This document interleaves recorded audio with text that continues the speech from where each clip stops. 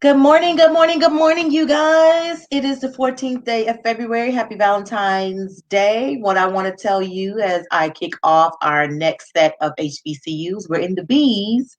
I just want to say to you today that you have to know that you are loved. Whether you're in a relationship with someone, you are loved. You're loved by your friends, you're loved by your family. And I want you to embrace that. Embrace that. Don't feel like because you're single that nobody loves you. That's not true. If nobody else loves you, love yourself. Do something for you today, because I sure am. So now, let's get into these HBCUs, baby. And so, yeah, today we're covering the B's. And it's just the easiest way for me to do it because, yeah, we're just going to run it on down. We're going to start with Benedict College. It was founded in 1870 by Bathsheba A. Benedict.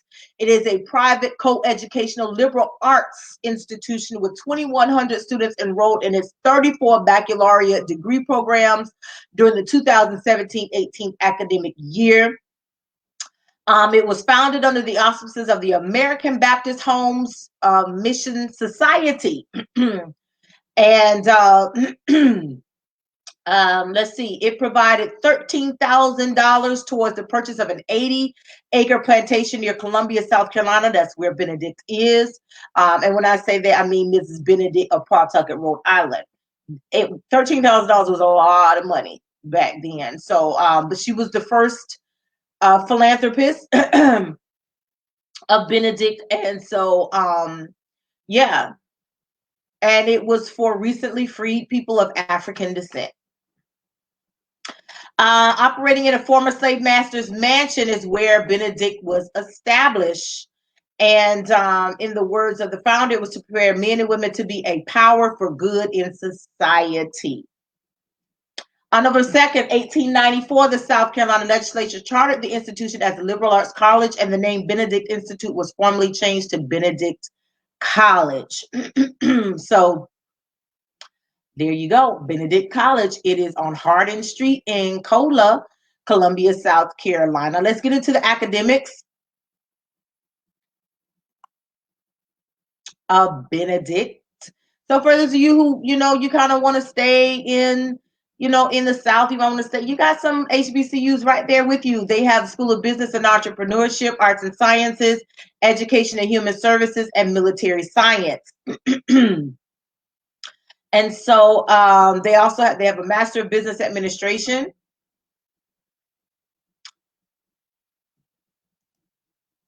Excuse me. Oh, they want me to click on every single one of these things. Jesus help me. We're not doing that.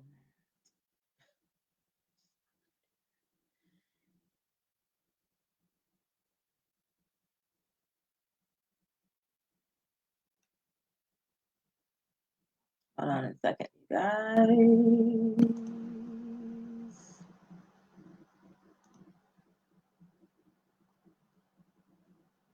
Okay, great. They have several accreditations. They have the Tyrone Attenborough School of Business and Entrepreneurship. It's accredited by ACBSP. I mentioned that earlier in another video. ACBSP is not easy to get, but they got it. Their education prep programs are accredited by the Council for the Accreditation of Educator Preparation, CAEP, through 2022. Their College of Social Work was the first HBCU social work program in South Carolina to be nationally accredited by the Council on Social Work Education, CSWE. Their fine arts program, they have a fine arts program, folks, is accredited by the National Association of Art and Design, that's NASAD, NASAD. Bennett is the second HBCU in the nation and the first in South Carolina to receive national accreditation for its environmental health program by the Environmental Health Accreditation Council, EHAC. It is accredited by SACSOC. Its rankings was one of the 48 colleges competing in Los Angeles for the 2016 Honda Campus All-Star Challenge National Championship, and they made it to the top 8. Elite and a quarterfinalist of 2016. Thus, they received $10,000. Y'all got to know. Take a look at the Honda Campus All-Star Challenge. It is Tuskegee has competed in it. Lots of schools compete in it. It's basically it's listen. Honda Campus All-Star Challenge is no joke. It's no joke. That's no small feat. Trust me, it's no small feat. Okay. So just as an FYI, they're involved in community development around the area. They have a 19-to-1 student-faculty ratio. The top 5 states for students at Benedict is South Carolina, Georgia, North Carolina, New Jersey, and DC. They have a pretty good mix of in-state and out-of-state students. So I think that's pretty interesting. In-state is 53%, out-of-state is 44%. So that's really, really good. So check out Benedict College. It's in Columbia, South Carolina. We're going to move on to Bennett College. Those Bennett Bells, that's what they used to be called. They probably still call that Bennett Bells. Bennett College. In 1873, Bennett College began in the unplastered basement of the Warnersville Methodist Episcopal Church. It's now known as St. Matthew's United Methodist Church. 70 young men and women started elementary and secondary level studies. In 1874, the Freedmen's Aid Society took over the school, which remained under its auspices for 50 years. Within 5 years of 1873, a group of emancipated slaves purchased the present site for the school. College level courses and permanent facilities were added. In 1926, the Women's Home Missionary Society joined with the Board of Education of the church to make Bennett College in Greensboro, North Carolina, formerly co-educational, a college for women. So it changed to an all-women's college in 1926. And so that's it. That's the origins of Bennett Bells, the Bennett Bells. They offer 24 areas of study in education, social sciences, humanities, and in natural and behavioral sciences and mathematics. So yeah, Bennett Bells, and in Greensboro, North Carolina. That's it. Let's see. They have 4 accreditations: Council of Social Work Education, National Council for the Accreditations of Teacher Education, and SACSOC. So there you go. Love it. Beautiful. Get into it. Bennett Bells. Bennett is in, again, North Carolina. Bethune-Cookman University, BC. Well, we call it BCU. So I grew up in Florida, knowing about, all, Florida universities. So it was affectionately called the UBCU. Bethune-Cookman University. Come on now. Founded by the Mary McLeod Bethune. It's named after her. It's named after her. It's on, let me just go ahead and run it down to you. On October 3rd, 1904, she opened the Daytona, Mary McLeod Bethune, that is, Daytona Literary and Industrial Training School for Negro girls with $1.50. Faith in God, and 5 little girls, Lena, Lucille, and Ruth Warren, Anna Geiger, and Celeste Jackson. Through Dr. Bethune's lifetime, the school underwent several stages of growth and development, and on May 24th, 1919, the Daytona Education and Industrial Institute was changed to Daytona Normal and Industrial Institute. In 1923, the school merged with Cookman Institute of Jacksonville, Florida, founded in 1872, by the way, and became co-ed, while it also gained the prestigious United Methodist Church affiliation. Although the merger of Bethune School and Cookman Institute began in 1923, it was not finalized until 1925, when both schools collaborated to become the Daytona Cookman Collegiate Institute. In 1931, the college became accredited by the Association of Colleges and Secondary Schools of the Southern States as a junior college with Class B status, and on April 27, 1931, the school's name was officially changed to Bethune-Cookman College to reflect the leadership of Dr. Mary McLeod Bethune. $1.50, and look where it is today. And $1.50 and faith in God. When I talk to you about just the tenacity and the determination of HBCUs and what they contribute to the community and our culture, that's what I'm talking about. $1.50. You got to understand in 1904, that was a lot of money. But $1.50 and faith in God. Look where BCC is now today. Just blown up. Blown up. You just, it's accredited by SACSOC. They're under some probation, but SACSOC is really strict. But I believe that BCU will pull out of it. So, yeah. They have suspended their online undergraduate degree program enrollment at the moment, but go on campus. Let me tell y'all something. There's nothing like the HBCU experience on campus.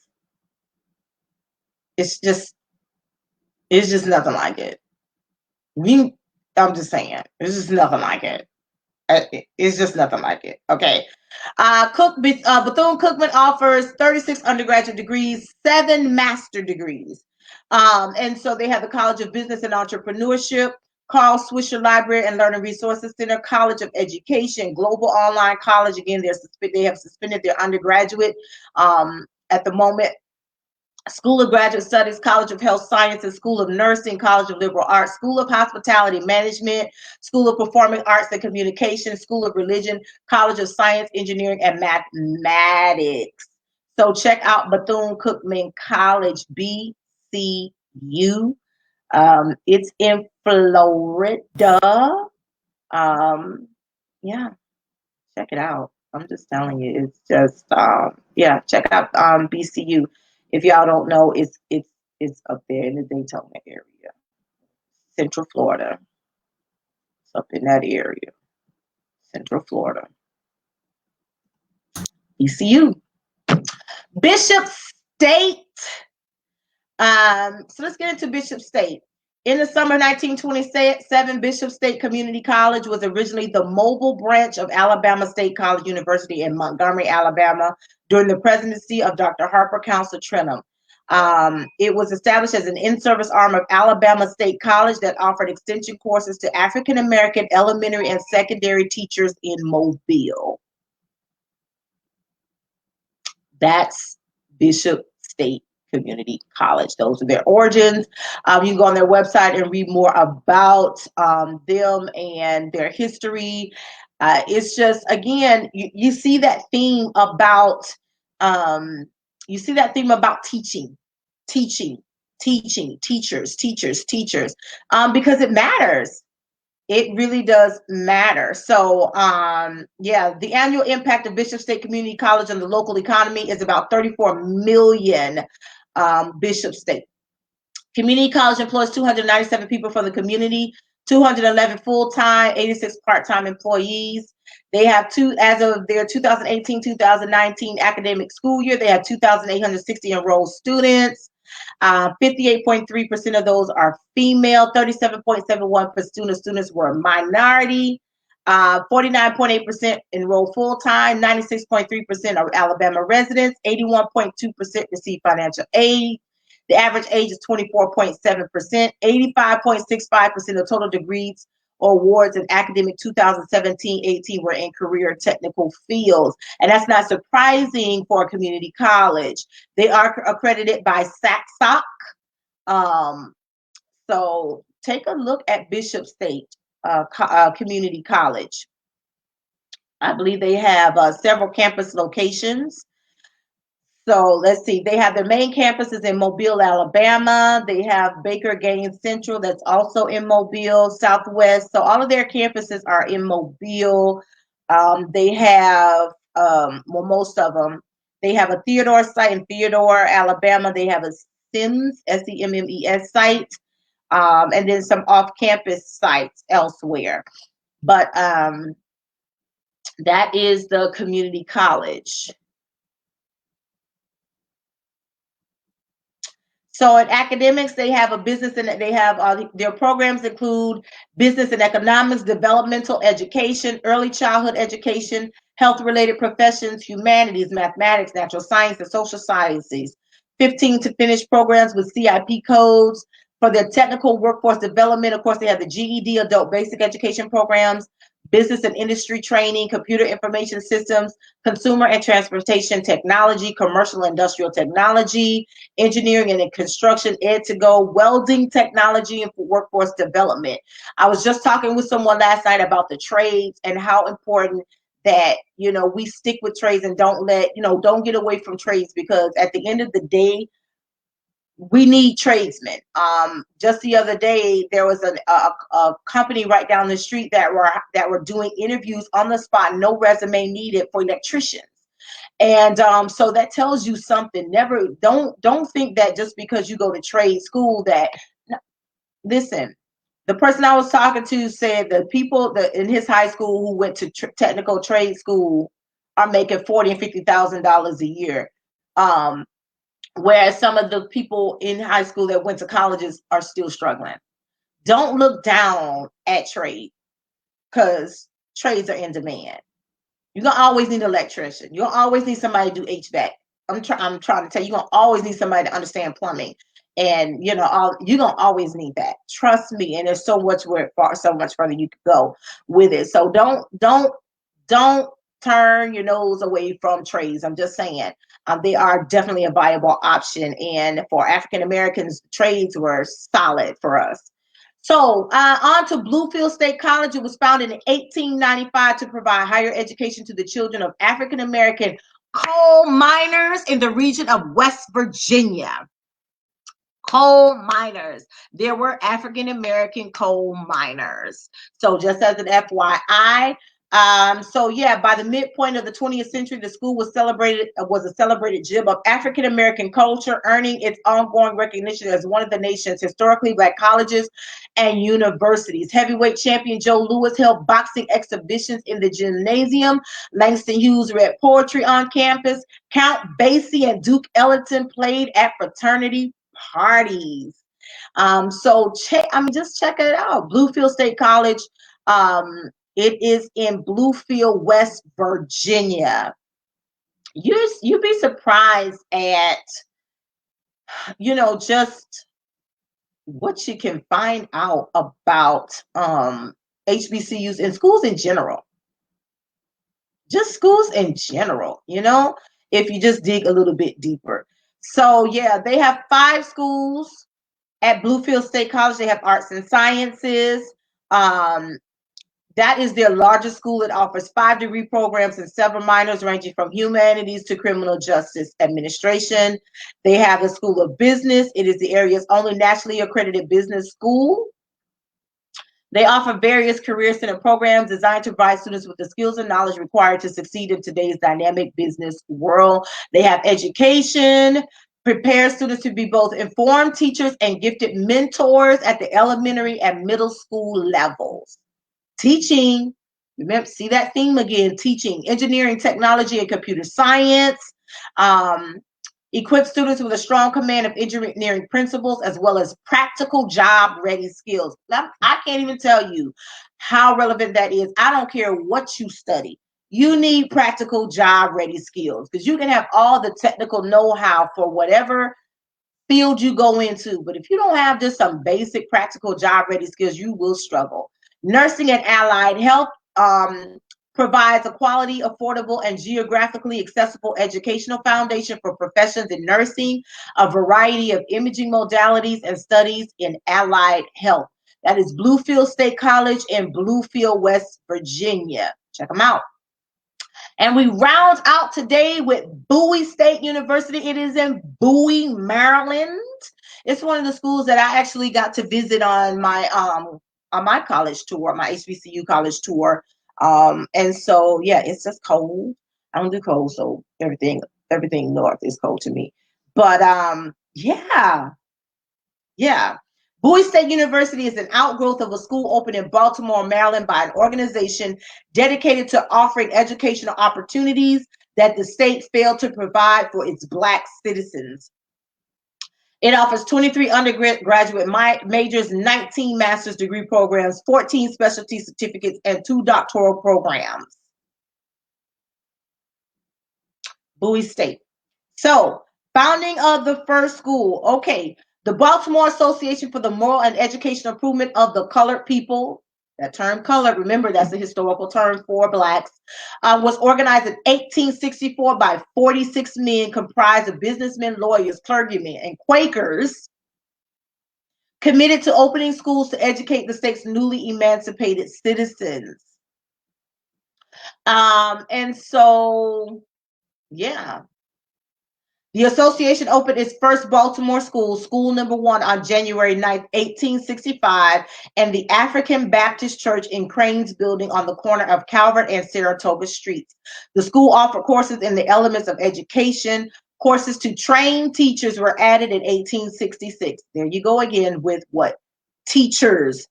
In 1867, with the aid of the Freedmen's Bureau, the Quakers of England, and others, the Baltimore Association purchased and renovated the old Friends Meeting House at the corner of Saratoga and Cortlandt Streets to house the Baltimore Normal School for colored teachers.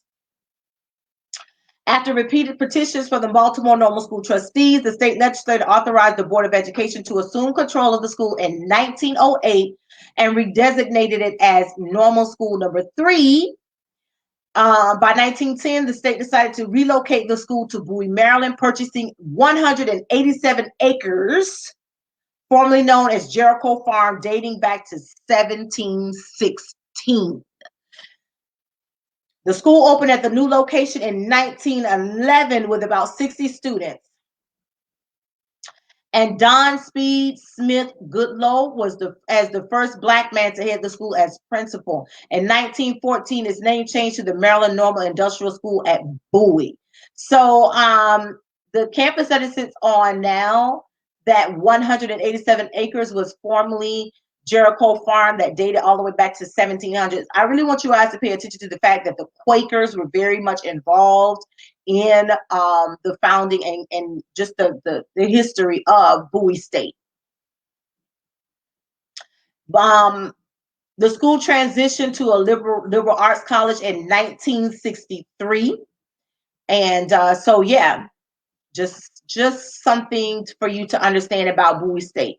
So, because we don't know what's in our history, we can't really grow from it. We just make assumptions, and that don't make no sense.